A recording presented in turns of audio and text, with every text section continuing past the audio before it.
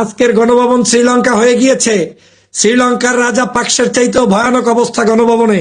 গণভবনে এখন আমার ছাত্র বন্ধুরা, ছাত্র ছাত্রী, দেশবাসী, কেউ হাসিনার শাড়ি নিয়ে যাচ্ছে, কেউ হাসিনার চুরি নিয়ে যাচ্ছে, কেউ হাসিনার সেই কাতল মাছ, হ্যাঁ আপনার কি বলে ওই যে মাছ ধরে বড়শি, সব এখন মোটামুটি এটা গণভবন গনিমতের মাল, গনিমত সকল মানুষের জন্য উন্মুক্ত হয়ে গিয়েছে। এই গণভবন এখন আজকের গণমানুষের হয়ে গিয়েছে, জনগণের হয়ে গিয়েছে। এখন সমগ্র বাংলাদেশের নাগরিকদের আপনাদের কাছে প্রত্যাশা, দেশকে সুশৃঙ্খল রাখতে হবে।